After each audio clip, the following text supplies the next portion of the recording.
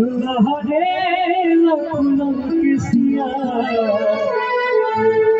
फूल फूल बन गइल बा खुशबू से भरल दिया। लेकिन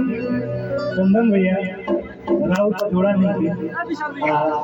अनुपमा तो समझी कि हमारा घर के ही अनुपमा हम बड़ा लोग के देखा तारी फीमेल में बहुत सारा लोग गाना गाता बहुत सारा लोग गाना बजाता लेकिन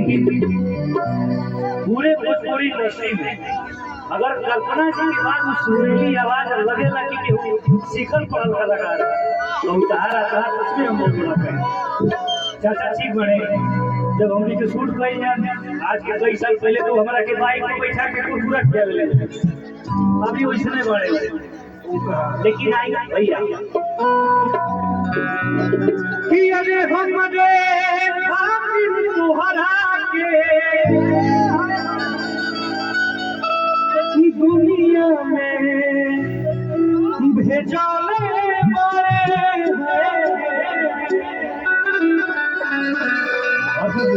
कि हमरे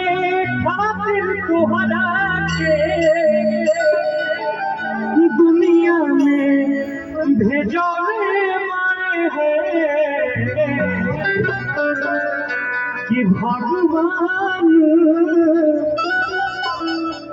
बड़ी फुर्सत से तोहरा के बनौले लेकिन आई लमहर बनैले बड़े लमहर भैया कि हमारे खातिर तोहरा के दुनिया में भेजले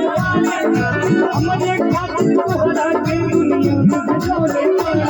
भगवान बड़ी फुर्सत से तोहरा के बनौले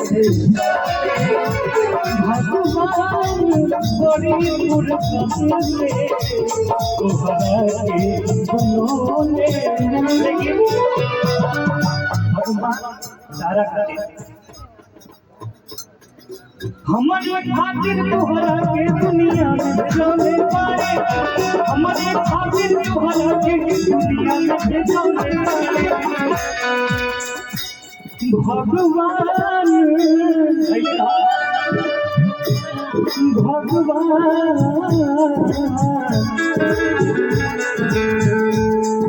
भगवान बड़ी फुर्सत से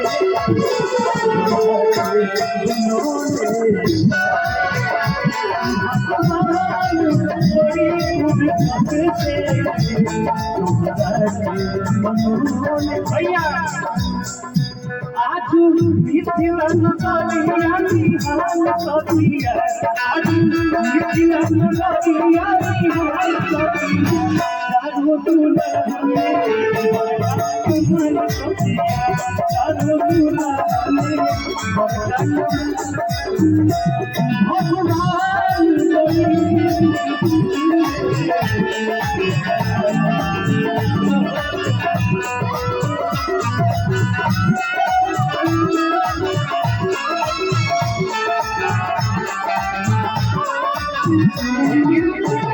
केहू के ईमान कैसे रही बराबर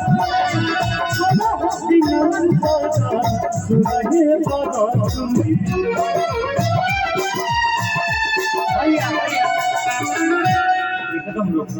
सिमरन बनिया गया और भाई लोग के मन तन तमुदिया का गिरे से हुआ भेल को अब भाई लोग हो गावे लगा लेकिन तारा खातिर कि अरे केहू के ईमान कैसे रही बकरा बस में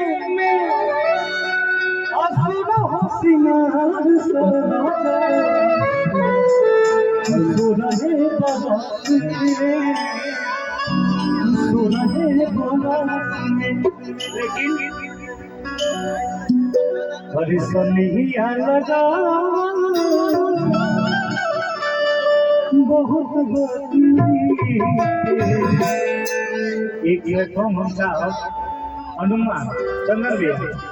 एक चाह की एक सैड संसार होके कर बाद एगो सैड सॉन्ग वही ना भैया कहीं हल्ला करके बताओ डुआ जी के यारी सुनिया लगा